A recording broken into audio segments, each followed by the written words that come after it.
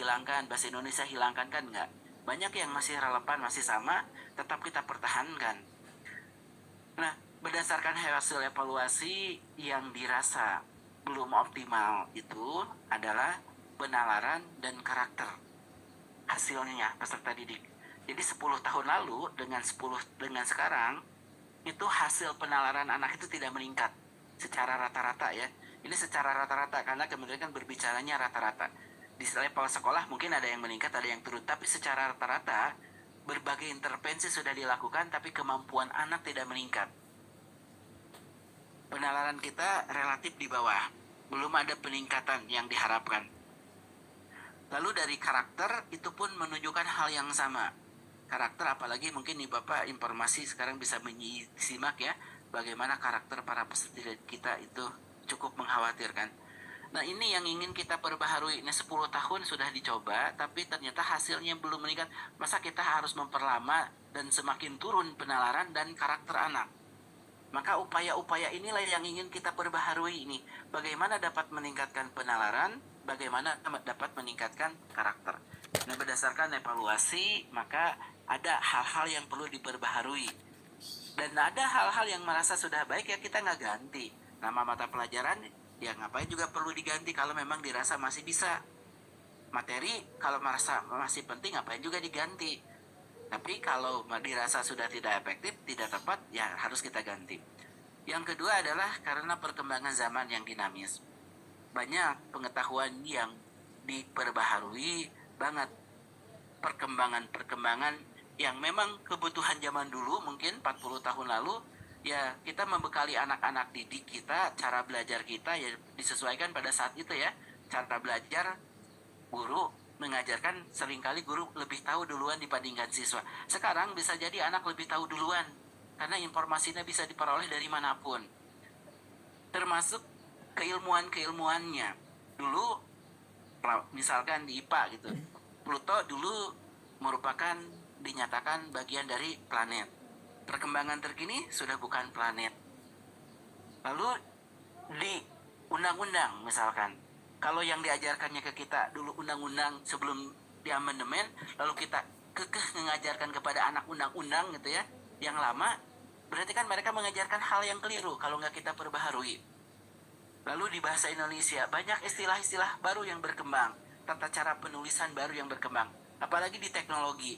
Kalau TIK waktu tahun 2006 nggak kita perbaharui, lalu diajarkannya adalah cara ngetik menggunakan Windows 95, Windows 97, Windows 98, Office 97. Sekarang jangan-jangan nggak ketemu itu barangnya di masyarakat.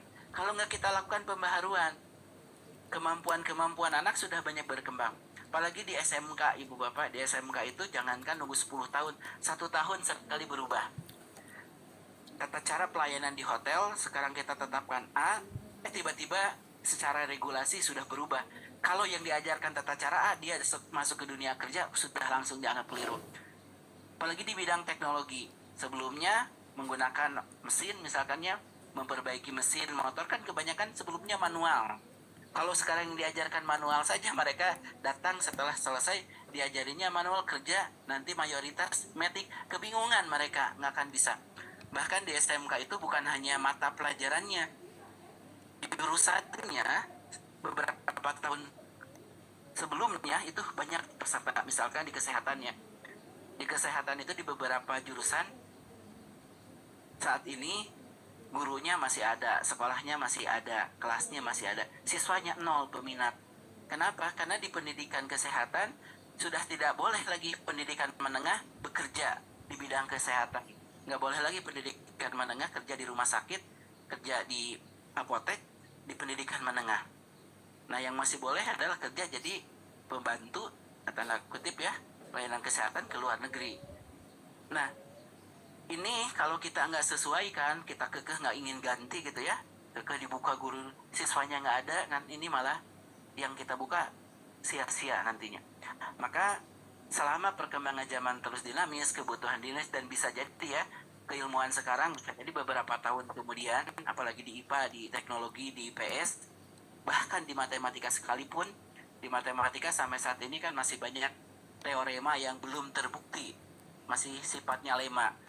Dan bisa jadi 10 tahun kemudian setelah dibuktikan ternyata keliru, bisa jadi diganti di bidang matematika karena masih ratusan yang sekarang pernyataan itu merupakan asumsi tapi belum dibuktikan.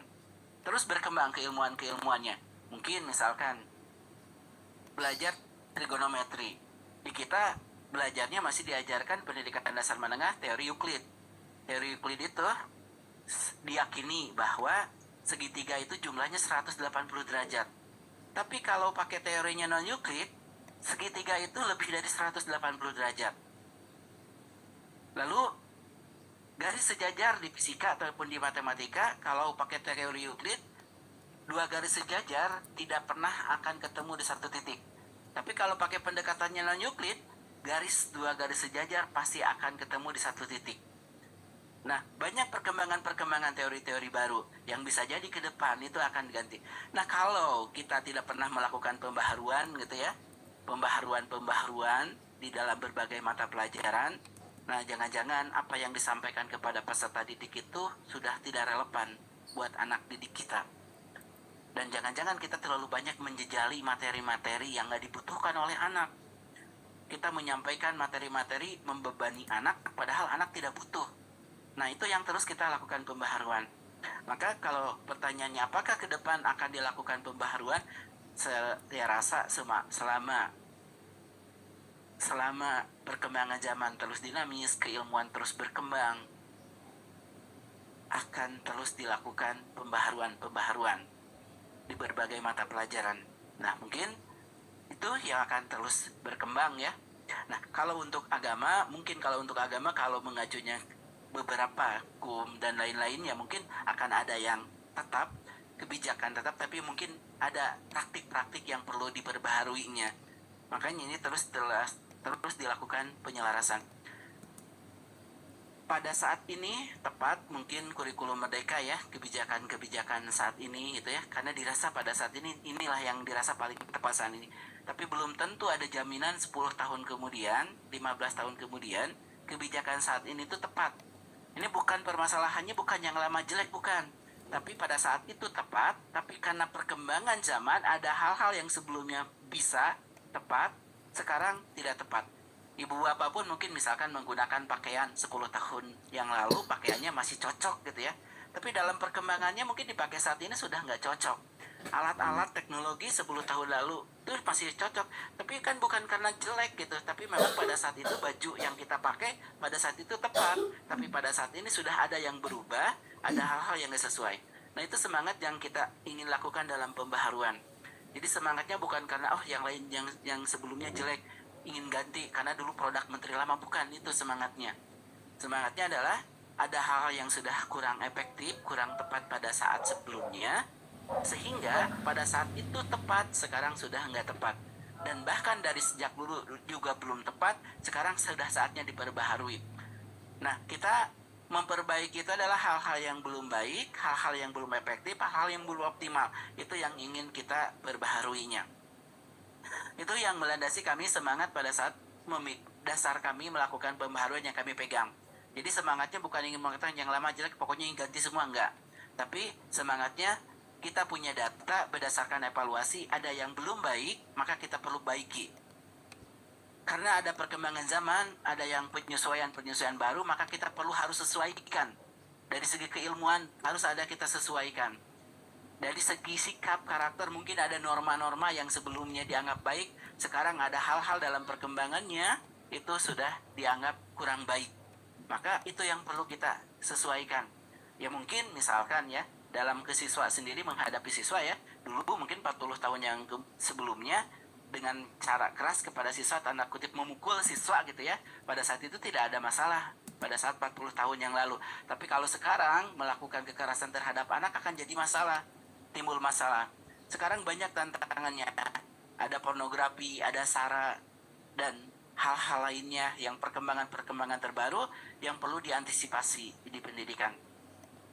Maka inilah pendidikan hadir. Pendidikan sendiri ini sudah didefinisikan kalau dalam undang-undang ya. Ini adalah usaha sadar dan terencana untuk mewujudkan suasana belajar dan proses pembelajaran agar peserta didik secara aktif.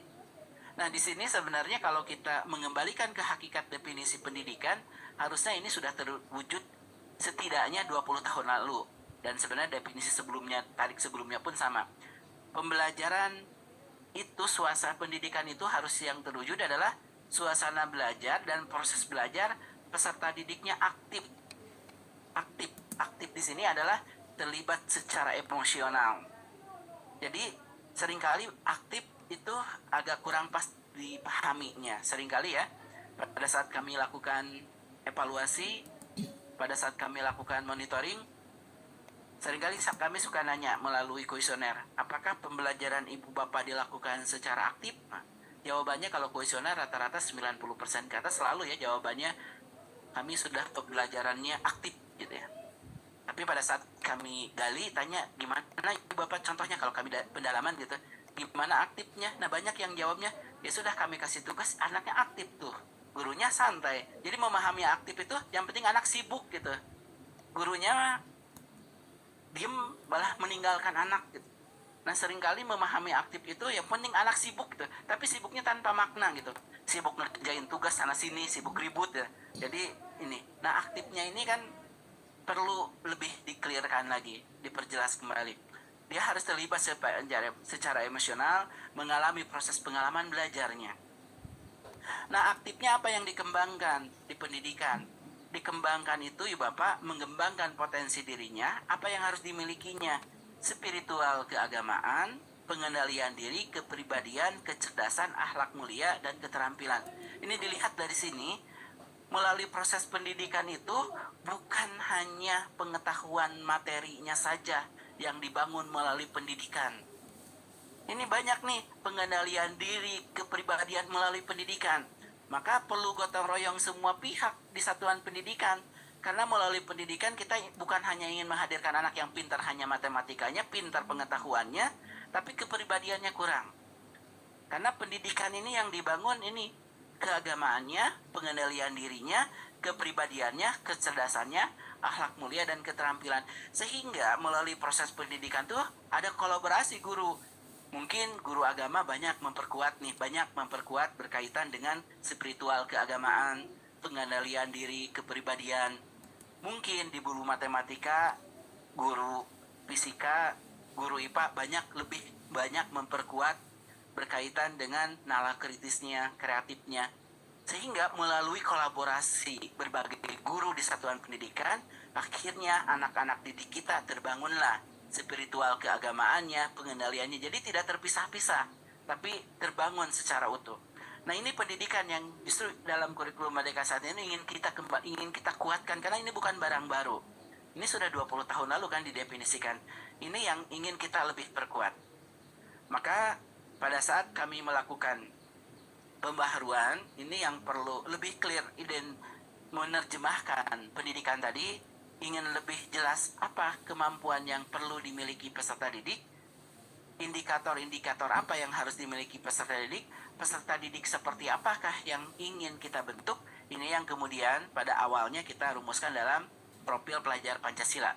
Jadi profil pelajar Pancasila itu berisi 6 dimensi, yaitu beriman, bertakwa pada Tuhan Yang Maha Esa, mandiri, kebinekaan global, bernalar kritis, kreatif, ya, dan juga bergotong royong. Nah, kemampuan ini merupakan hasil analisis hasil pengkajian terkait dengan siswa seperti apakah yang diharapkan pada masa depan. Karena kan melalui pendidikan itu kita menyiapkan anak-anak untuk hadir pada masa depan, bukan untuk selalu terkenang pendidikan seperti ini. Ya dulu, pada saat dulu 20 tahun yang lalu, saat ini itu belum tentu efektif karena banyak yang sudah berubah perkembangannya, kebutuhannya. Maka yang ingin kita siapkan itu adalah masa depan. Ini tantangan pendidikan. Kita menyiapkan anak pada masa depan, padahal masa depan belum kita lalui, akan kita jalani. Maka kita harus memperkirakan kemampuan apa yang dibutuhkan pada masa depan. Jadi kalau anak-anak didik kita yang diajarkannya masa lalu, hadirnya masa depan, ya jangan-jangan pada saat masa depan dia nggak siap. Nah, kita menyiapkan masa depan, maka seringkali namanya juga perkiraan kita pada masa depan, bisa jadi ada hal-hal yang meleset. Karena belum kita lalui masa depan itu. Tapi kita mencoba memprediksi berdasarkan penelitian, berdasarkan teori-teori yang ada, kira-kira apa yang dibutuhkan pada masa depan. Nah, pada saat kami merumuskan, nah, berbagai kajian teori kan sudah ada. Ada kompetensi abad 21, ada pendidikan karakter, ada literasi. Nah, ini kan berbagai kompetensi dan karakter yang dibutuhkan. Jadi, pada sahabat 221 misalkan, para peneliti melakukan penelitian. Kira-kira untuk orang bisa berhasil pada 221 kemampuannya apa? Nah, mereka pun kan nggak nerka-nerka. Akhirnya digalilah orang-orang yang sukses pada abad 21 ini, orang-orang tokoh ternama, digali kemampuan apa yang mereka miliki, dicari lah, identifikasi. Ternyata setelah diteliti, mayoritas dari orang-orang yang berhasil abad 21 setidaknya memiliki 4 kemampuan, yaitu kolaborasi, komunikasi, berpikir kritis, dan berpikir kreatif, yang kemudian dibukukanlah menjadi 4 kompetensi abad 21. Nah, ini pun kita rujuk. Jadi pada saat kami merumuskan gotong royong, itu berawal dari kolaborasi. Pada saat kami merumuskan benala kritis, itu berasal dari berpikir kritis, ditambah penalaran menjadi berpikir kritis. Pada saat kita merumuskan dimensi kreatif, berawal dari berpikir kreatif. Dimana pada saat perkembangannya nggak cukup berpikir saja, perlu ditanyakan nyata kegiatan yang kreatif. Akhirnya kita dimensi kreatif. Dengan kata lain, 4 abad 21 itu sudah terwadahi semua di sini. Tetapi nggak cukup anak hidup dengan kompetensi aja abad 21. Perlu diperkuat dengan karakter. Karakter sudah teridentifikasi, ada 18 karakter selama ini. Nah, itu pun sudah kita wadahi semua. Mandiri sudah ada dalam mandiri, menggali gagasan ada dalam berdala kritis, jujur, disiplin ada di dalam beriman bertakwa pada Tuhan masa dan akhlak mulia, religius sudah ada dalam di situ juga. Jadi isi dari profil pelajar Pancasila itu adalah kompetensi dan karakter. Isinya adalah kompetensi dan karakter. Nah, itulah yang ingin kita bangun melalui pendidikan. Nah, salah satunya untuk membangun pendidikan ini ada alat bantu. Alat bantu inilah yang kemudian dinamakan kurikulum. Maka definisi kurikulum ini adalah seperangkat rencana dan pengaturan. Jadi tata cara untuk membantunya, alat bantunya inilah yang dinamakan kurikulum. Jadi tata cara untuk mencapai tujuan tadi. Tata cara untuk mencapai tujuan tadi, ini yang kemudian namakan kurikulum. Maka dalam undang-undang, kalau kurikulum banyak para ahli mendefinisikan ya. Tapi yang kita rujuk secara umum, definisi secara umum terkait dengan kurikulum, ini yang ada dalam undang-undang. Jadi beberapa ahli mendefinisikan kurikulum. Itu ada yang mendefinisikan dalam arti sempit, kurikulum itu ya udah proses pembelajaran, itulah kurikulum. Juga ada ahli yang mendefinisikan, jadi pembelajaran yang di kelas, mata pelajaran yang di kelas di sekolah itu, itulah kurikulum. Ada ahli yang mendefinisikan seperti itu. Ada yang mendefinisikan bahwa kurikulum itu ya kumpulan mata pelajaran, ada. Ada yang mendefinisikan bahwa kurikulum itu ya itu tujuan yang perlu dicapai. Nah, kami merujuk definisi kurikulum ini sesuai yang dituangkan di dalam undang-undang. Jadi undang-undang menyebutkan bahwa kurikulum adalah seperangkat rencana dan pengaturan. Jadi rencana dan pengaturan. Nah, rencana dan pengaturan untuk mencapai tujuan tadi. Yang isinya ada tujuan atau ada materi, ada tujuan, ada materi, ada strateginya, dan ada penilaiannya. Jadi dalam kurikulum itu komponen di dalamnya selalu ada tujuannya apa yang ingin dicapai, untuk mencapai tujuan itu materi apa yang perlu diberikan, untuk mencapai tujuan itu materi nyampainya tersampaikan, bagaimana cara mencapainya, cara menyampaikannya, strateginya seperti apa, dan bagaimana menilainya. Itu dalam kurikulum tuh 4 komponen itu selalu ada. Tujuannya, materinya, strateginya, dan penilaiannya. Maka Ibu Bapak lebih lanjut, kami di dalam kurikulum mengaturnya, baik kurikulum Merdeka, kurikulum 13, dan saat ini kurikulum 2006, kurikulum 13, dan saat ini kurikulum Merdeka. Dalam kurikulum itu kita mengaturnya secara umum dikelompokkan menjadi intrakurikuler, kokurikuler, dan ekstrakurikuler. Ekstrakurikuler saat ini kita tidak banyak merampukan perombakan. Sampai saat ini belum melakukan perombakan. Sehingga kalau ditanya ekstrakurikuler gimana? Apakah di kurikulum Merdeka ada atau tidak? Tetap ada. Bagaimana pelaksanaannya? Masih sama dengan K13. Maka kenapa pada saat dilakukan sosialisasi kurikulum kita tidak banyak berbicara kurikulum, berbicara ekskul? Itu bukan berarti ekskul dihilangkan, tapi kita memang belum melakukan perombakan ekskul. Nah, adapun yang sedang kita lakukan kajian adalah terkait dengan pendidikan kepramukaan sebagai ekskul wajib. Nah, kemarin kami sudah diskusi dengan Kuarnas. Jadi menurut Kuarnas, terkait pendidikan kepramukaan itu bukan ekskulnya yang diwajibkan. Jadi ekskulnya bersifat sukarela. Yang harapannya diberikan kepada seluruh anak itu pendidikannya. Nah, pendidikan kepramukaan tidak mesti harus pakai wajib baju pramuka, harus wajib ada perkemahan. Nah, itu yang ingin kami rombak nantinya kemungkinan. Kalau selama ini wajib misalkan kan dengan metode blok harus dengan ada perkemahan minimal setahun sekali. Nah, itu yang kemungkinan akan kami hilangkannya. Jadi yang diharuskan di sekolah miliki itu bukan seluruh anaknya ikut ekskul pramuka, tapi yang memang diwajibkan amanah dari undang-undang, setiap sekolah punya gugus depan. Tapi tidak mesti semua anak harus ekskul pramuka. Ekskul pramuka masih bisa bersifat sukarela, tapi setiap sekolah perlu ada gugus depan. Gugus depan, tapi untuk anaknya tidak harus ikut ekskul pramuka. Dan apalagi nantinya tidak harus semua anak harus pakai baju pramuka, tidak harus semua anak ada ikut perkemahan.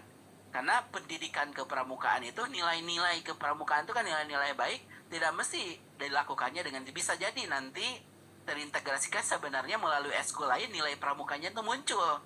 Melalui PMR, siapa tahu nilai kepramukaan itu muncul dalam ekskul yang lain.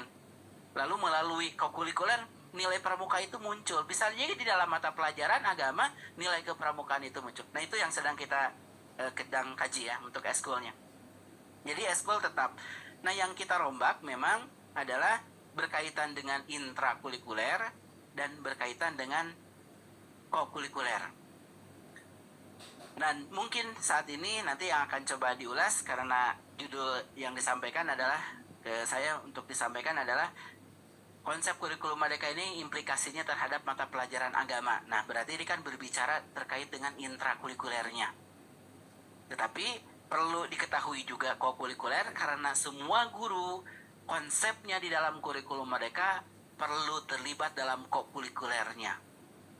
Nah, sekarang bagaimana perbedaannya kokurikuler sebelumnya dengan saat ini dalam kurikulum Merdeka? Jadi Ibu Bapak, pada saat kami merancang kurikulum ini berdasarkan evaluasi, apa yang masih kurang?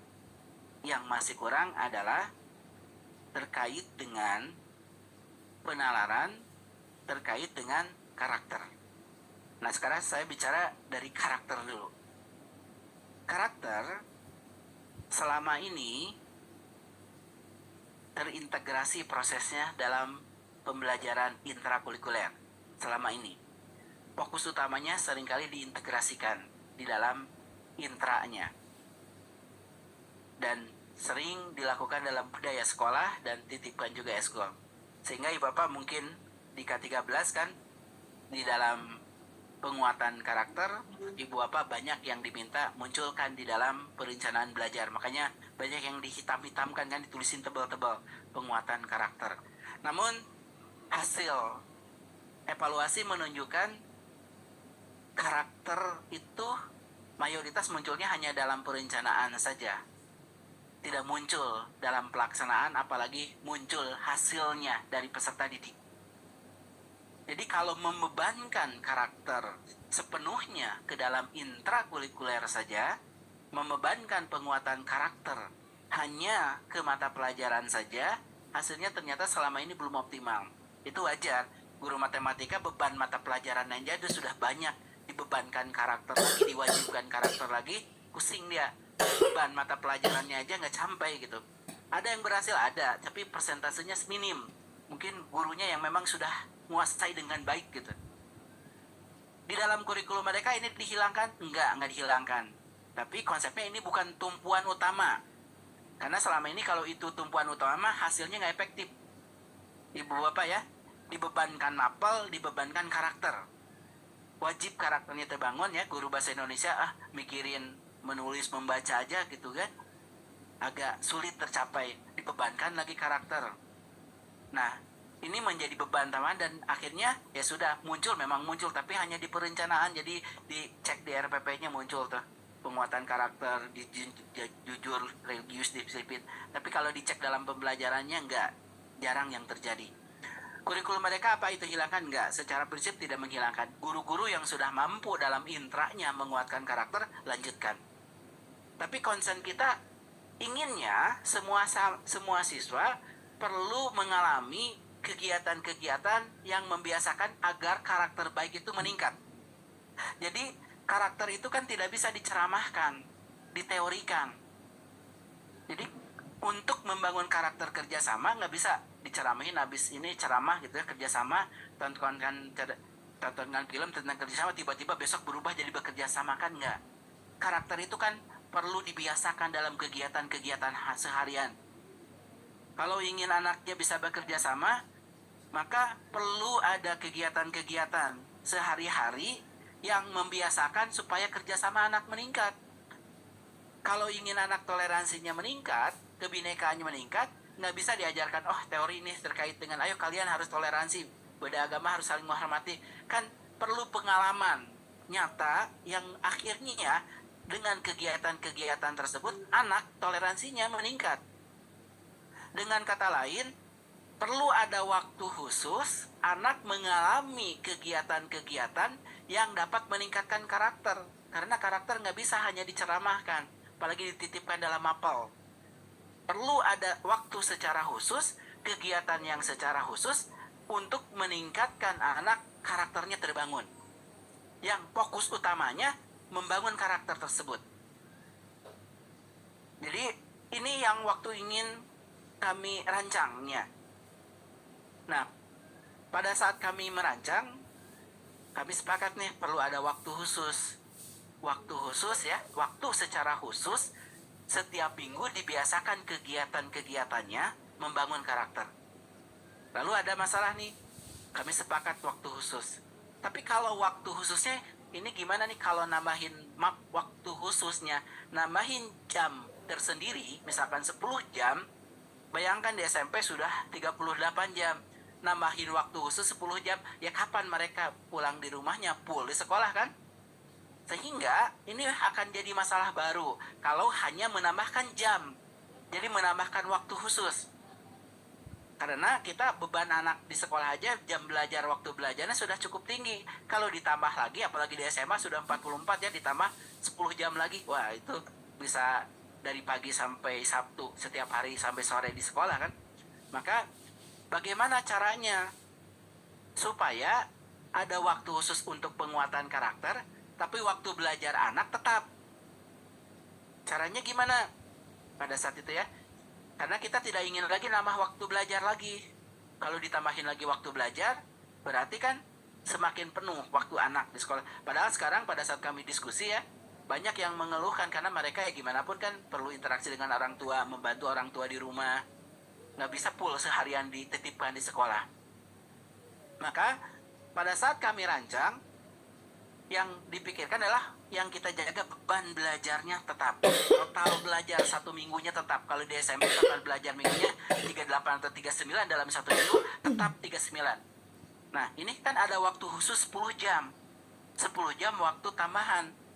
Tetap ingin 38. Caranya gimana? Caranya adalah setiap mata pelajaran dikurangi waktu ngajarnya. Agama kurangi 1 jam, Pancasila kurangi 1 jam, bahasa Indonesia kurangi 1 jam. Kita buat hampir semuanya dikurangi 1 jam, 1 jam, 1 jam, 1 jam. Jadi terkumpullah sekitar 10 jam. Diambil dari agama 1 jam, bahasa Indonesia 1 jam, matematika 1 jam, IPA 1 jam, IPS 1 jam, bahasa Inggris 1 jam, PJOK 1 jam, informatika 1 jam. Diambil satu-satu, dikumpulkan, dapatlah 10 jam. Nah, waktu desain awal kami menyusunnya, waktu yang terkumpul itu, waktu awal, waktu yang terkumpul nih yang 360 asalnya disimpan di bawah sini. Awalnya kami simpan di sini. Nggak ada kolom ini. Tapi itu ada timbul permasalahan.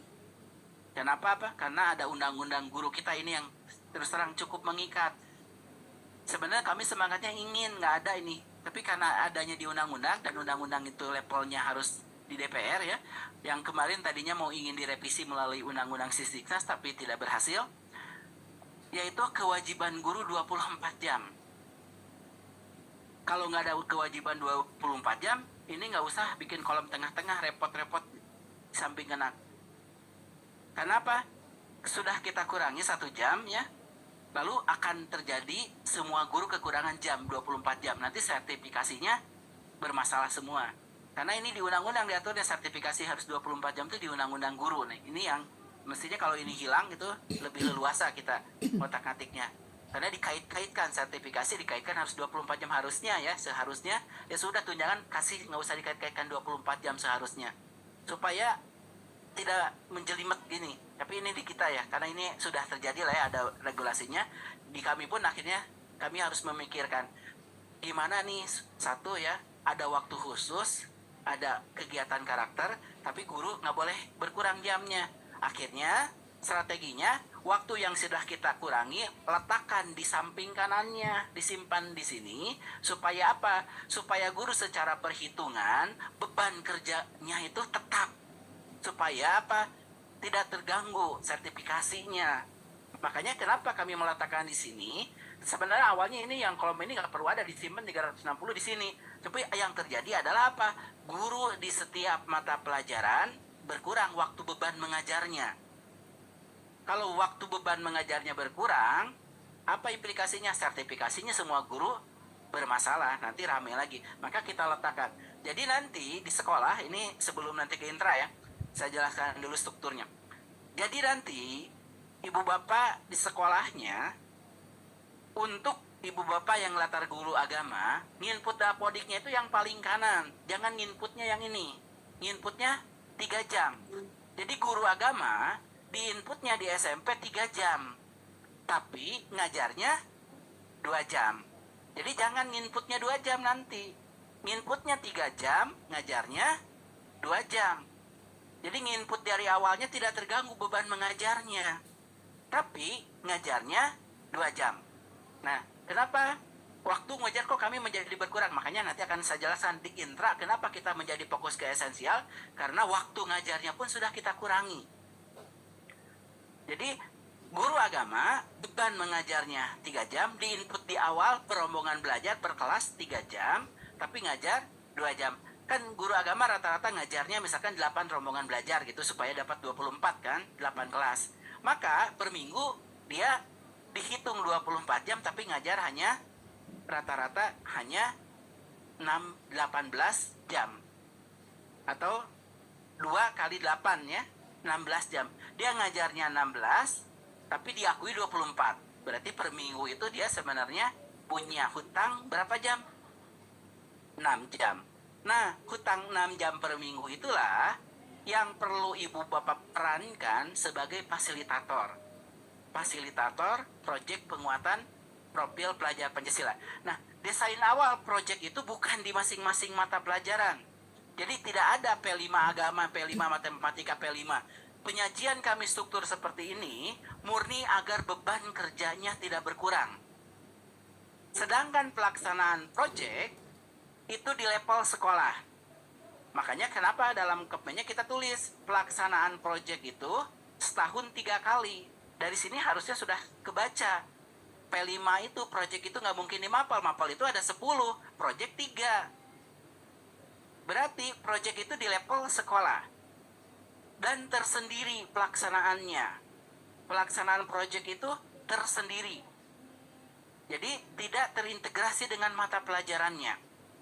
Jadi secara perhitungan misalkan semua guru nih yang ada alokasi P5, berarti ini hampir seluruhnya ya, agama, matematika, bahasa Indonesia, bahasa Inggris, PJOK seluruhnya, yang di dalam kotak ininya ada alokasi P5, wajib jadi fasilitator. Karena apa? Guru matematika ngajarnya 2 jam dihitung 3 jam per kelas. Berarti dia punya hutang semuanya. Jadi fasilitator itu kewajiban yang harus dijalankan. Karena dia diakui 3 jam tapi ngajar hanya 2. Maka semua guru harus jadi fasilitator. Maka kalau sekolah misalkan kelasnya ada 5 kelas, di kelas 7 gurunya ada 15, berarti 15 petakan ke 5 kelas. Berarti satu kelas akan ada 3 orang fasilitator. Pada saat ibu bapak berperan sebagai fasilitator, lepaskan background mata pelajaran. Kenapa? Karena proyek penguatan profil pelajar Pancasila, tujuan belajarnya tidak terkait dengan mata pelajaran. Makanya kami berikan nama proyek penguatan profil pelajar Pancasila. Ibu bapak ya dicek pakai J, bukan pakai Y. Karena definisinya beda tuh di KBBI. Proyek itu dengan proyek beda definisinya. Kita menggunakan definisi proyek. Jadi proyek ini kegiatan belajar. Jadi Bapak dicekin nanti di KBBI Kemdikbud, bisa Ibu Bapak cek ya. Beda definisi proyek, beda definisi proyek. Jadi bukan menggunakan proyek. Proyek ini suatu kegiatan belajar. Kegiatan belajar untuk apa? Nama kedua penguatan, untuk memperkuat. Jadi kegiatan belajar untuk memperkuat. Apa yang diperkuat? Profil pelajar Pancasila. Profil pelajar Pancasila itu isinya apa? Kompetensi dan karakter. Maka proyek penguatan profil pelajar Pancasila inilah rancangan yang kegiatan yang secara khusus untuk memperkuat kompetensi dan karakter. Dari namanya sendiri harusnya bisa tercermin bahwa namanya menguatkan berarti karakter, bukan hanya lewat P5. Jadi mapel intrakurikuler, guru agama, guru Pancasila, guru matematika, jangan mengabaikan karakter juga. Jadi jangan sampai, karakter mah udahlah, titipan lewat P5, kita sudah tidak perlu lagi mikirin karakter anak. Itu narasi yang kurang tepat ya. Karena P5 itu untuk memperkuat. Lalu apa yang perkuat karakter? Nah sekarang dari namanya saja sudah tercermin nih, bahwa harusnya indikator keberhasilannya, kegiatannya memastikan karakter meningkat. Untuk dapat meningkatkan karakter, apakah harus ada produk? Supaya karakter anak kerjasamanya baik, apakah harus dengan ada produk? Untuk anak toleransinya baik, apakah harus dengan ada produk? Harus atau tidak Ibu Bapak? Tidak harus kan? Untuk dapat meningkatnya karakter, bisa jadi ada produk, bisa jadi nggak ada. Karena indikator yang ingin kita capainya bukan mengejar produknya, menghasilkan produknya. Kegiatannya kalau ada pertanyaan, apakah dalam P5 kalau produknya nggak tuntas nih bagaimana? Ya jangankan nggak tuntas, nggak ada produk pun nggak masalah. Karena tujuan kita untuk meningkatkan karakter. Produk ini hanya sebagai alat bantu saja. Sama seperti dalam mata pelajaran. Tujuan anak misalkan belajar matematika. Tujuan anak supaya mampu memahami dengan baik volume bangun ruang. Tujuannya yang penting anak bisa volume bangun ruang. Kalau ibu bapak ngajarinya pakai produk, supaya lebih mudah, pakai alat bantu, membuat produk, silahkan saja. Tapi ini untuk membantu. Jadi produk ini untuk membantu supaya anak bisa memahami volume bangun ruang. Begitu pula dalam proyek penguatan profil pelajar Pancasila. Kalaupun menggunakan produk, alat bantu supaya kerjasamanya meningkat, alat bantu supaya toleransinya meningkat. Karena fokus utamanya peningkatan karakternya, bukan ada atau tidaknya produk. Nah, namanya alat bantu itu semestinya itu memudahkan. Jadi kalau alat bantunya menyulitkan, contohnya menyulitkan gimana? Mewajibkan kepada orang tua iuran untuk buat produk itu menyulitkan, bukan memudahkan. Mengadakan festival panen karya itu menyulitkan nggak? Nah kalau menyulitkan jangan. Tapi kalau nggak menyulitkan ya nggak apa-apa. Jadi kami pun nggak melarang. Tapi selama, apalagi kalau sekolahnya latar belakangnya terbatas gitu ya, dengan keekonomian sekarang terbatas, lalu diwajibkan bikin produk-produk gitu, kasihan orang tua itu. Produknya bagus tapi karakter anak nggak meningkat, nah itu dianggap gagal.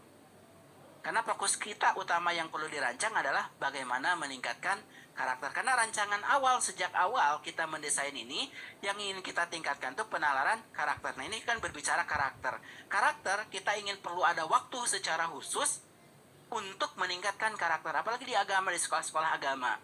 Yang perlu dipikirkan adalah sebenarnya sudah terjadi di sekolah-sekolah keagamaan itu peningkatan-peningkatan karakter.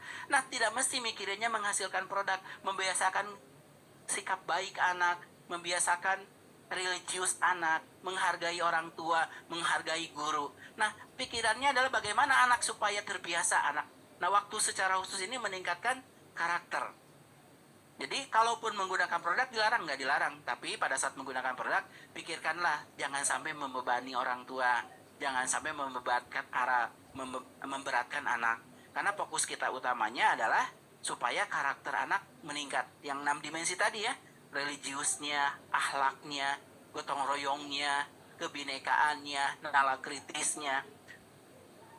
Jadi indikator berhasil pelaksanaan P5 itu jika karakter anak meningkat. Bukan produknya ditampilkan wow, dipanenkan, ditampilin keren-keren, bukan itu indikatornya. Tapi karakter anaknya yang meningkat.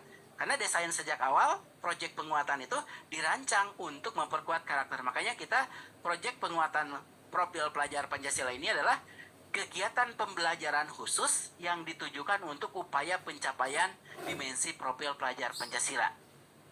Itu makanya pakai proyek. Jadi kalau pikirannya kan proyek itu harus ada hasil. Ini bukan pakai proyek, bukan pakai Y, tapi pakai J, pakai proyek. Jadi kalau ada perdebatan, kan proyek itu harus ada sesuatu yang menghasilkan. Ya memang bukan proyek, ini proyek. Proyek ini adalah kegiatan belajar. Jadi beda proyek dengan proyek. Proyek ini kegiatan belajar. Ini karakter ya. Jadi komitmen kami bahwa karakter penting dibuktikan. Nah, sebenarnya dalam kurikulum mereka yang benar-benar baru ini waktu khusus penguatan karakter. Harusnya di Bapak guru agama ini harusnya menjadi lead di masing-masing sekolah nih guru-guru agama, karena karakter itu benar-benar sudah tercermin di latar belakang ibu bapak ya. Kalau bisa jadi pada lead nih di masing-masing sekolah. Bagaimana memikirkan peningkatan karakter anak. Jadi ini komitmen kita bahwa karakter kita serius nih. Kalau dulu hanya dititip-titipkan, kalau sekarang tuh ada waktu yang secara khusus. Waktu secara khusus namanya tadi penguatan, bukan menghilangkan dalam mapel dalam praktik baik selama ini dihilangkan, enggak. Cuma dalam inter tetap silahkan seperti sebelumnya dilakukan, sekarang ada waktu khusus memperkuat karakter. Jadi waktu khusus memperkuat karakter, yang kemudian diberikan nama proyek penguatan. Nah inilah di dalam kurikulum Merdeka, proyek inilah yang dianggap sebagai kokurikulernya. Jadi kokurikuler itu secara prinsip adalah memperkuat, kalau di dalam K13 memperkuat mapel. Tapi kokurikuler pun mungkin selama ini tinggal nama ya, karena guru mau nambah mapel itu nggak mau kalau nggak dihitung beban mengajarnya kan, menambahin waktu nambah belajar tapi nggak dihitung jam belajarnya. Buat anak pun harus nambah waktu belajar, makanya kokurikuler pun selama ini tinggal nama. Maka sekarang dalam kurikulum Merdeka ini dipastikan dilakukan oleh seluruhnya. Kokurikuler itu untuk memperkuatnya langsung memperkuat profil pelajar Pancasila. Nah ini dalam karakter ya, dalam proyek penguatan profil pelajar Pancasila. Ibu bapak pasti terlibat semuanya karena perlu jadi fasilitator. Tapi P5-nya bukan P5 agama, P5-nya di level sekolah. Jadi tidak ada P5 mata pelajaran. P5 ini di level sekolah untuk memperkuat karakter. Ini untuk proyek penguatan. Nah, yang kedua udah. Lalu yang ketiga intrakurikuler. Intrakurikuler apa yang kita rombak? Sejak awal kan tujuan kita meningkatkan penalaran, meningkatkan karakter. Karakter salah satu upaya kita adalah dengan memberikan waktu khusus untuk penguatan karakter dalam proyek penguatan profil pelajar Pancasila. Jadi yang benar-benar baru itu sebenarnya P5-nya ini aja. Nah sekarang penalaran. Ibu bapak, penalaran itu sulit terwujud jika pembelajarannya sepanjang tahun dengan diceramahkan. Yakinlah sulit terwujud. Dan mayoritas kami temukan pembelajaran di kita masih cenderung sepanjang tahun. Ini bukan melarang ceramah ya, cuma sepanjang tahun dari awal tahun sampai akhir tahun diceramahkan. Dan ini konteksnya konteks secara umum ya, karena kalau agama kan ada doktrin, nggak bisa suruh menerjemahkan tata cara ibadah lalu dia membuat inovasi baru dalam tata cara ibadah, kan nggak bisa ya. Ini kan berbicaranya secara umum.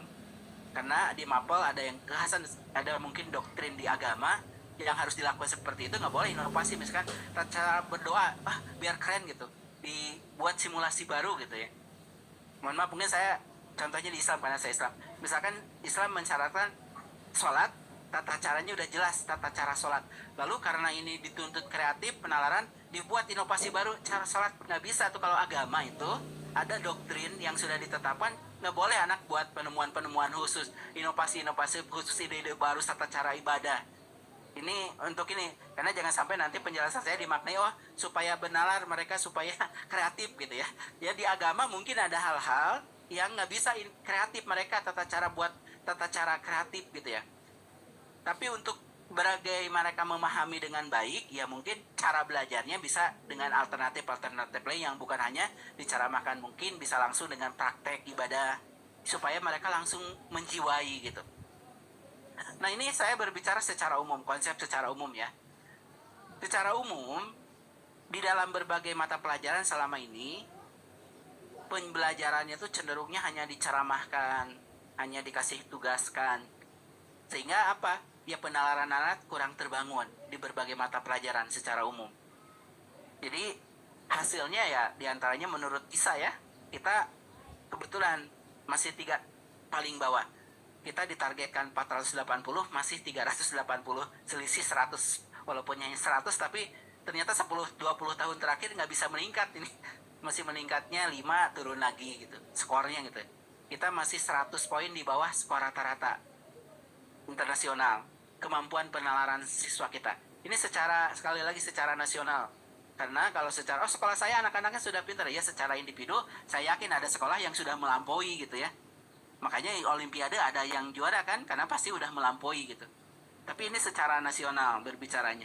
Kalau ibu bapak secara sekolahnya sudah baik, indikatornya sudah terlaksana, jadi nggak usah dikatak-katik.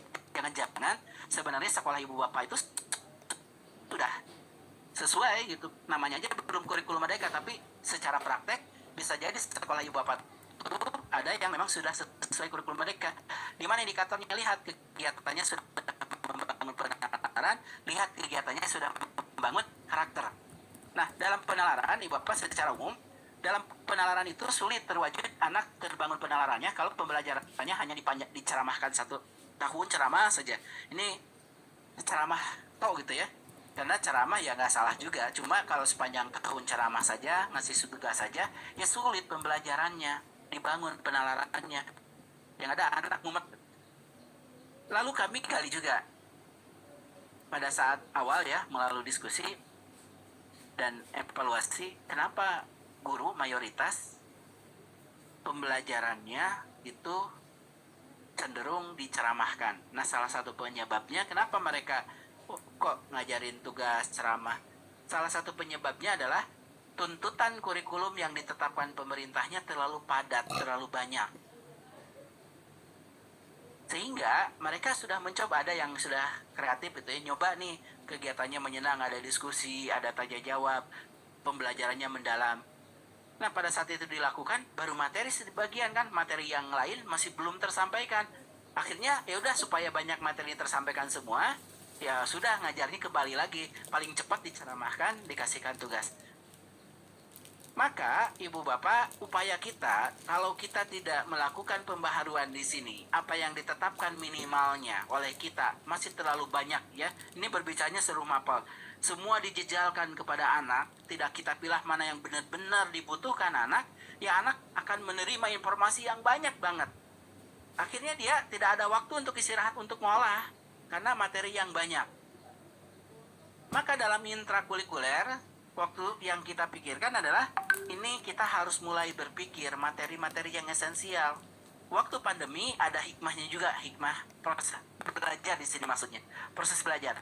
Ternyata sekolah-sekolah yang fokus ke kompetensi esensial dibandingkan sekolah-sekolah yang memberikan materi sebanyak-banyaknya, tingkat pemahaman kompetensi anak jauh lebih bagus sekolah yang kompetensinya fokus kepada esensial. Karena kita semangatnya ingin segala macam dimasuk-masukkan, diberikan kepada anak. Padahal benarkah materi itu dibutuhkan anak? Misalkan saya di matematika ya, karena background matematika. selama ini anak SMA misalkan, semua anak itu harus belajar turunan, integral, limit. Coba tanya kepada ibu bapak, butuh nggak itu semua anak? Ya, yang butuh siapa? Yang butuh mungkin yang akan ke teknik. Yang butuh siapa? Yang mungkin ke matematik butuh. Tapi kan nggak semua anak. Maka jangan diletakkan untuk dipelajari oleh seluruh anak. Yang malah membebani anak kan. Anak semua harus belajar turunan, integral, limit. Yang belum tentu mereka butuhkan. Yang kita berikan adalah yang benar-benar mereka butuhkan sebagai fondasi mereka. Untuk seluruh anak. Misalkan bilangan perlu, ya butuh. Mereka keseharian mungkin menggunakan bilangan. Bentuk-bentuk geometri mungkin butuh. Statistika, kemampuan-kemampuan dasar. Makanya mulai pilih nih mana materi-materi yang tidak benar-benar penting. Karena di pendidikan dasar menengah itu kita bukan melahirkan ahli mapel. Bukan melahirkan ahli matematika, ahli fisika, ahli biologi, ahli agama di pendidikan dasar ini. Tapi memberikan fondasi untuk mereka untuk kesehariannya. Maka kami gitu ya, saya ke para penyusun, tolong materi-materi yang benar-benar tidak dibutuhkan keluarkan sebagai minimalnya yang dibutuhkan anak. Keluarkan, nggak usah ditetapkan sebagai minimalnya nasional. Supaya apa? Kalau yang kita tetapkan nggak terlalu banyak dan sudah kita pilihkan yang benar-benar esensial, waktu ngajar pembelajarannya, guru itu dengan tenang, leluasa tanpa dikejar-kejar tuntutan materi kurikulum yang banyak. Itu yang semangatnya ingin dilakukan dalam intra itu. Bukan ingin ngerjain ibu bapak, bukan. Kita ingin fokus ke materi esensial yang benar-benar dibutuhkan. Menurut saya ada perlu lagi tambahan. Nah, kalau mau tambahan, kami pun nggak melarang sekolah guru nambahin lagi. Tapi kami dalam hal ini pemerintah, minimalnya yang sebagai standar minimalnya jangan banyak. Kalau kami tetapkan minimalnya banyak, ibu bapak tambahin ya banyak, kan anak nerimanya banyak. Maka kewajiban kita tetapkannya minimal, kita bantu tetapkan minimal banget supaya sekolah sudah tidak terlalu dibebani materi banyak. Karena kalaupun sekolah mau nambahin, kami nggak melarang. Tapi kita secara nasional jangan menetapkan banyak. Makanya kenapa salah satu fokus kita, fokus ke materi esensial. Supaya terjadi ruang gerak ibu bapak dalam proses belajar, terbangun penalarannya, tidak dikejar-kejar materi yang banyak. Di samping itu juga, kenapapun kita kurangi waktunya tadi. Karena memang kita kurangi mata pelajarannya, materinya. Jadi seimbang, materinya sudah kita kurangi, beban ibu bapak pun sudah kita kurangi untuk disampaikan, seiring dengan waktu dalam mata pelajaran yang asalnya 3 menjadi 2. Itu semangatnya pada saat kita ingin membangun penalaran. Jadi penalaran sulit terwujud jika proses belajarnya masih tetap saja. Nah, kita tidak bisa memaksa guru, ayo ganti cara belajar, kalau kita pun terlalu banyak menetapkan standar minimalnya. Maka oleh karena itu, dari segi regulasi kita harus kurangi materi-materi yang tidak terlalu banyak. Nah, indikator utama di dalam kurikulum Merdeka ini, ibu bapak, yang harapannya terjadi, apakah saya selaras atau tidak menggunakan kurikulum Merdeka jika proses belajarnya sudah mengarah ke penalaran? Bukan, indikatornya bukan dilihat dengan dokumen-dokumen administrasi. Jangan merasa bahwa kurikulum mereka itu kalau saya sudah ada modul belajar, bukan. Karena ibu bapak pakai perencanaan belajarnya masih pakai RPP nggak masalah. Karena konsen kitanya bukan di dalam dokumen administrasinya. Tapi harapannya yang terjadi dalam proses belajarnya, membangun penalarannya. Maka ibu bapak dalam panduan pembelajaran asesmen, kita bedakan mana kewajiban administrasi, mana sebagai inspirasi. Sebagai kewajiban administrasi, ibu bapak perlu membuat perencanaan belajar. Perencanaan belajar itu komponennya yang kita tetapkan bukan sistematikanya, tapi komponen minimumnya saja. Apa komponen minimumnya? Tujuan, langkah-langkah, asesmen. Yang paling penting ada itu aja komponennya, tujuan, langkah-langkah, asesmen. Perencanaannya sama aja dengan RPP, ya iyalah RPP juga perencanaan belajar. Perlu buat modul belajar, nggak harus buat modul belajar. Lalu kenapa pemerintah menyiapkan modul belajar? Nah, pada saat kami menyiapkan modul belajar, kan ini kami ingin memberikan bantuan waktu awal ya. Waktu kami menyiapkan modul belajar, kan selama ini yang dikeluhkan oleh guru itu, buat guru-guru yang masih bingung cara ngajar seperti apa, harus melakukan seperti apa, bingung dia. perlu diberikan alat bantu. Jadi kalau guru mau ngajarin misalkan fotosintesis, lalu dia kalau hanya diberikan penjelasan langkah 1 jelaskan fotosintesis, langkah 2 tes asas fotosintesis, kan nggak membantu buat guru yang masih bingung. Perlu jelas nih detail langkah-langkah supaya anak menjadi paham fotosintesis. Jadi kita siapin modul ajar itu adalah untuk menyediakan guru-guru yang masih kesulitan mengajarkan, tinggal menggunakan contoh yang kita siapkan. Modul ajar ini Bapak ya, kita kumpulkan guru-guru tanda kutip ya, guru-guru yang terbaik. Waktu nyusunnya cukup lama, jadi guru-guru kita seleksi. Waktu nyusunnya lama. Sudah itu nyusunnya juga dibuat nyaman di hotel. Dibayar juga tanda kutip. Nah, mereka nyaman waktu lama, 1 orang. Nah, terjadilah modul ajar. Sekarang bayangkan, disusunnya oleh guru terbaik, waktu yang lama, nyusun nyaman, datang ke sekolah, ayo buat modul ajar seperti disusun pemerintah. Gurunya terbatas kemampuannya, apa nggak stres guru? Kalau ibu bapak mewajibkan modul ajar. Karena kita menyiapkan itu untuk guru yang masih mengalami kesulitan, tinggal pakai, 5 menit selesai download. Bukan diwajibkannya, ayo buat yang seperti pemerintah, buat modul ajar 35 halaman, buat modul ajar 20 modul ajar. Jadi 700 halaman, ya kurang stres gimana guru-guru diperlakukan seperti itu. Memperlakukan modul ajar sesuatu yang harus diikuti contoh seperti itu, membuat seperti yang disusun. Padahal kita menyiapkan buat guru-guru yang masih mengalami kesulitan, tinggal pakai contoh perancanan belajarnya. Bukan untuk diikuti contohnya. Dari segi kewajiban ibu bapak, apakah ibu bapak dilarang buat modul? Enggak. Kalau yang sudah mampu, sudah kreatif, sudah inovatif, silahkan buat. Tapi niatnya bukan kewajiban administrasi. Karena kewajiban administrasi itu perencanaan belajar ibu bapak di sini yang sudah kreatif gitu sini ya.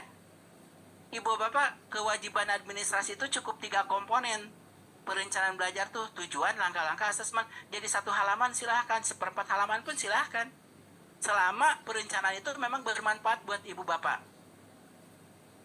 Kalaupun ibu bapak membuat modul ajar, niatnya bukan untuk kewajiban administrasi, tapi untuk berbagi kepada yang lain. Sama seperti ibu bapak diminta untuk membuat buku teks.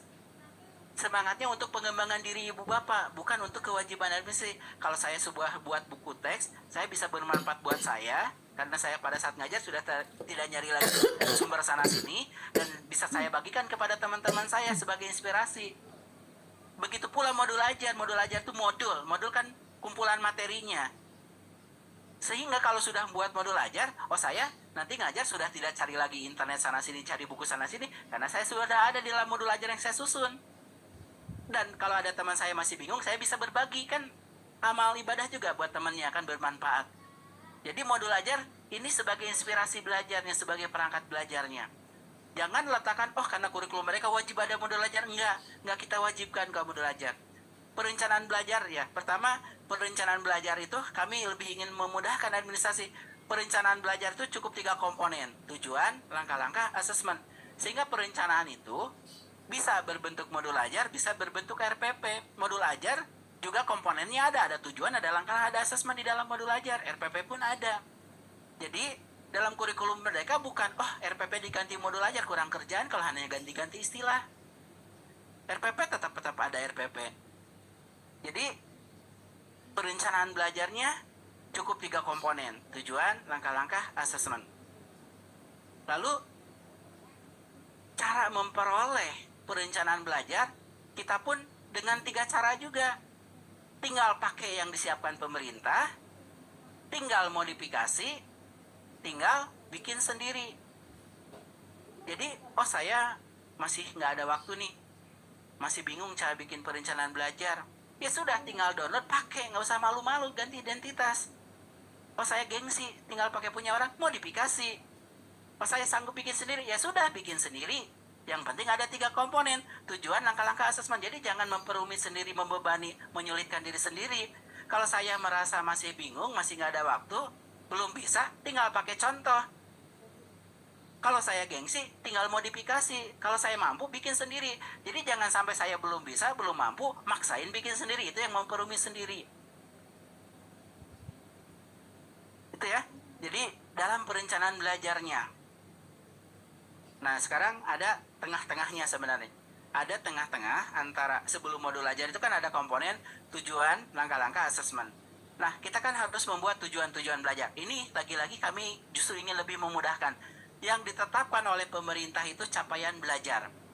Nah, capaian belajar dulu kan kompetensi dasar. Ini lagi-lagi juga Ibu Bapak, dari KD ke CP bukan ganti-ganti istilah. Karena kalau ganti-ganti istilah juga kurang kerjaan. Ngapain juga ganti-ganti istilah. Ada makna di balik itu. Kompetensi dasar itu adalah memuat, karena kalau kita ganti lagi nanti merubah definisi kompetensi dasarnya. Kompetensi dasar itu kan ada urutan, ada lingkup. Dalam kompetensi dasar itu kan lingkup dan urutan. Makanya kan KD1, KD2, KD3, KD4 itu urutan. Itu yang namanya urutan.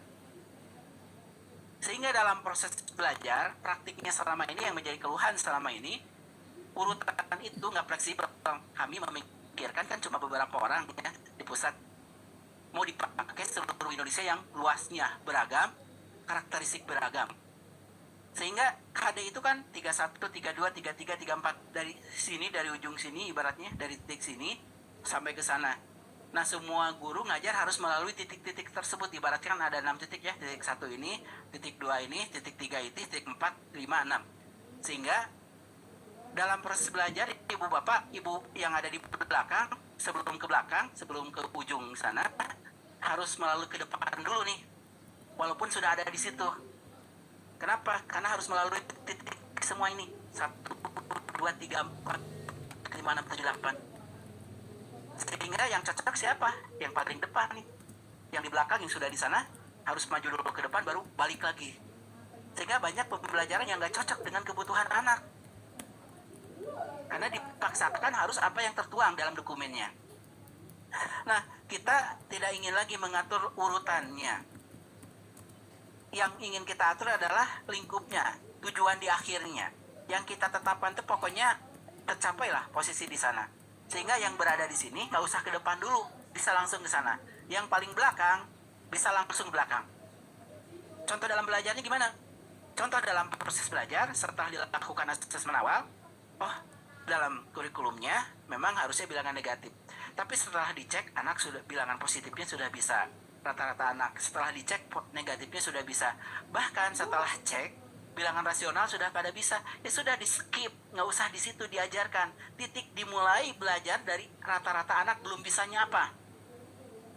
Sekolah yang ini dicek sudah bisa bilangan negatif tapi belum bisa sudah bisa bilangan positif, belum bisa bilangan negatif. Berarti titik awal belajarnya bilangan negatif. Tidak usah dari positif.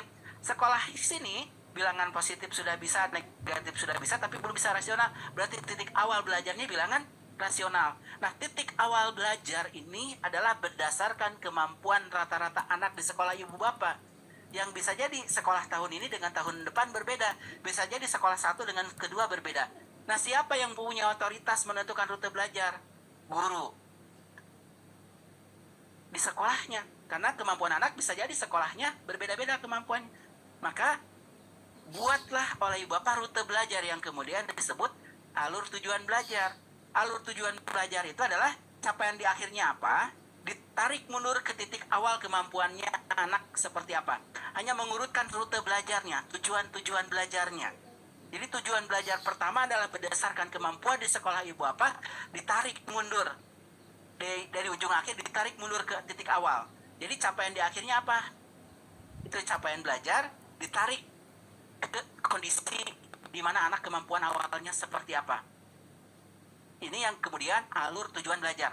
Ini kami mendelegasikan penyusunan rute belajar sekali-kali lagi karena kami percaya kepada guru, karena Ibu Bapak guru lah yang paling tahu kondisi anak.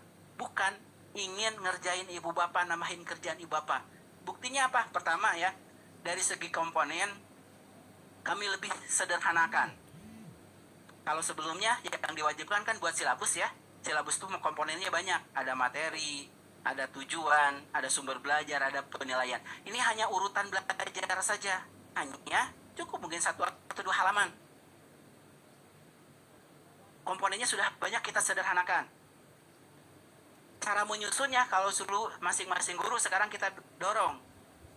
Semua guru matematika, ya bareng-bareng guru matematika, nggak sendiri-sendiri alur belajar itu disusun. oleh guru matematika seluruhnya, oleh guru agama seluruhnya di sekolah tersebut. Cara mendapatkannya, lagi-lagi ini cara mendapatkannya ya. Kalau ada klaim, oh itu kan ribet, rumit, kami belum bisa. Nah, lagi-lagi Bapak kalau guru matematika atau guru agama duduk bareng-bareng gitu ya, untuk memetakan rute belajar, tapi setelah duduk bareng-bareng, bingung bareng-bareng, Ibu Bapak tinggal download bareng-bareng tuh 5 menit juga selesai. Jadi bagi Ibu Bapak yang belum bisa, kami tidak ingin ngerjain, Ibu Bapak tinggal download yang sudah kita berikan contoh. Download 5 menit selesai, jadi duduk bareng-bareng, bingung bareng-bareng, download bareng-bareng selesai itu. Tapi setelah itu gengsi bareng-bareng, tinggal modifikasi bareng-bareng.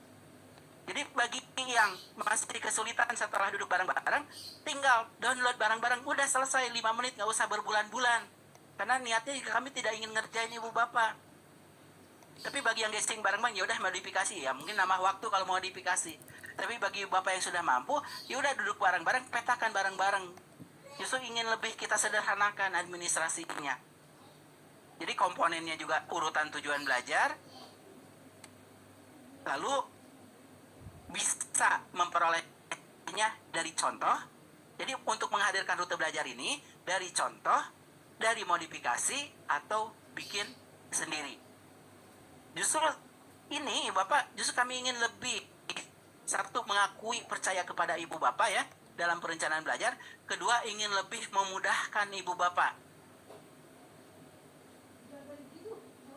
lebih menyederhanakan administrasi Ibu Bapak, lebih memberikan fleksibilitas kepada Ibu Bapak. Jadi kalau kan belum tentu semua guru, ya kalau belum mampu tinggal pakai contoh. Oh gengsi, tinggal modifikasi. Oh saya sanggup bikin sendiri. Justru itu kita dorong semua guru bisa bikin sendiri. Mungkin yang tahun ini masih pakai contoh, tahun depan mulai modifikasi. Masa pakai contoh terus puluhan tahun?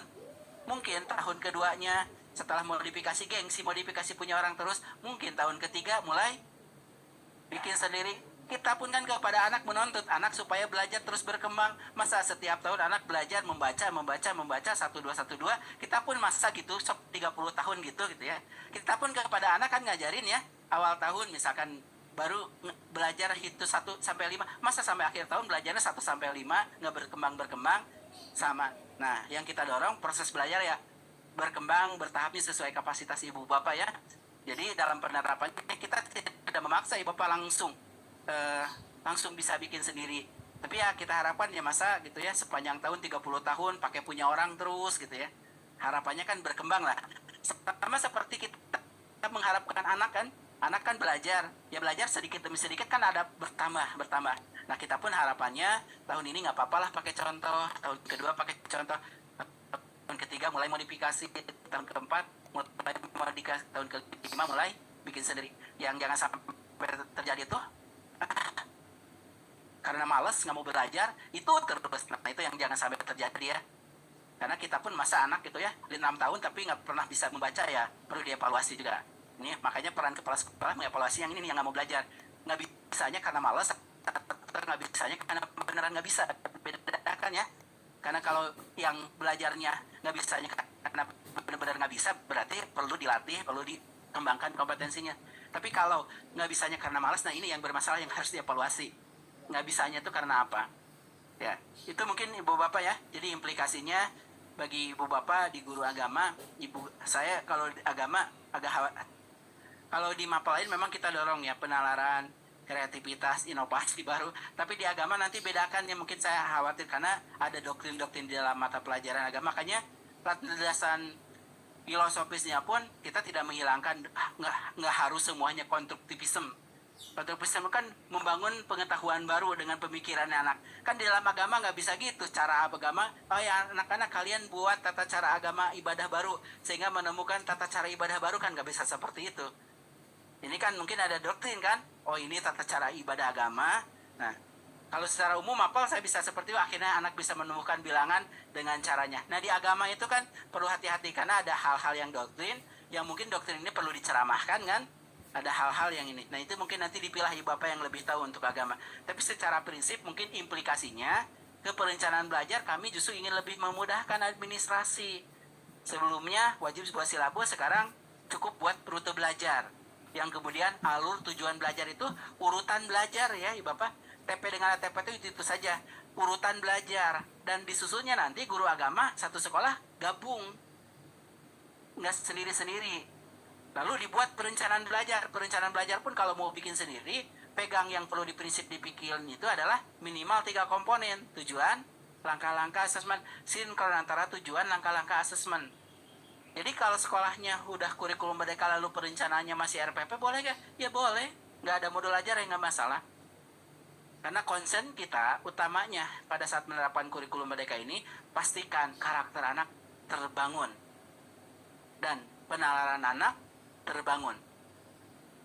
Dan agama juga mungkin penalaran perlu diberikan. Kalau saya mungkinnya di Islam ya, karena kalau anak tidak dibangun penalarannya, khawatir ada paham-paham yang unsur radikalisme. Ini perlu dibangun juga. Mohon maaf, di Islam misalkan ya, kalau anak tidak dibangun penalarannya, nanti akan masuk radikalisme. Misalkan dengan bom bunuh diri, nanti itu dihalalkan biar masuk surga gitu. Ini bahaya juga, memang dalam agama juga. Kalau ini nggak dibangun, lalu masuk unsur-unsur pemahaman-pemahaman yang sesat, berbahaya juga di agama. Karena ini di agama sejak dini ya, kenapa akhirnya yang radikalisme, bom bunuh diri, dan lain-lain ya mungkin karena penalarannya nggak terbangun. Langsung diiming-imingi, langsung ini kalau melakukan ini pasti masuk surga gitu. Padahal ini sesat gitu. Bisa jadi kan di agama ada yang unsur-unsur pemahaman yang sesat masuk. Nah ini yang perlu dibangun juga kesadaran anak. Jangan langsung terima doktrin yang dianggap keliru, perlu dipahami. Misalkan di sini harus jelas nih rujukannya ini, yang pelajari kajiannya ini. Karena kalau ada masuk unsur-unsur lain yang bisa berbahaya di agama gitu ya, ini bisa berakibat fatal. Ini pun tetap perlu dibangun penalaran anak.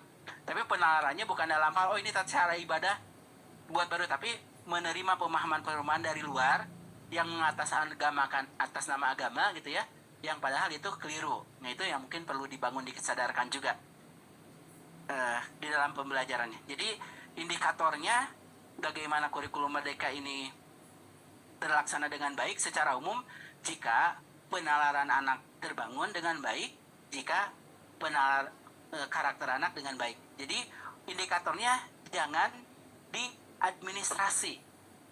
Justru kami ingin menghilangkan, menyeragamkan administrasi sistematika. Bukan dengan kata tidak perlu buat, perencanaan tetap buat gitu ya. Cuma kami lebih ingin menyederhanakan. Satu, menghadirkan administrasi itu boleh pakai contoh, boleh modifikasi, boleh bikin sendiri. Kedua, komponennya pun kita sederhanakan, mana komponen wajib. Format sistematika nggak usah diseragamkan, mau ibu apa, mau miring, mau tegak, mau lurus, mau pakai Excel, mau pakai Word, mau pakai apapun, silahkan. Yang penting komponen ini ada nih. Misalkan perencanaan belajar, komponen tujuan, langkah-langkah, dan assessment ada. Jadi yang katakan, oh namain kajian, justru kami ingin lebih menyederhanakan administrasi, dan paling penting adalah karena kami percaya kepada ibu bapak. Maka yang punya kewenangan untuk menentukan rute belajar sampai melakukan asesmen adalah ibu bapak. Itu saja mungkin dari saya kembalikan ke Bu Lis. Terima kasih.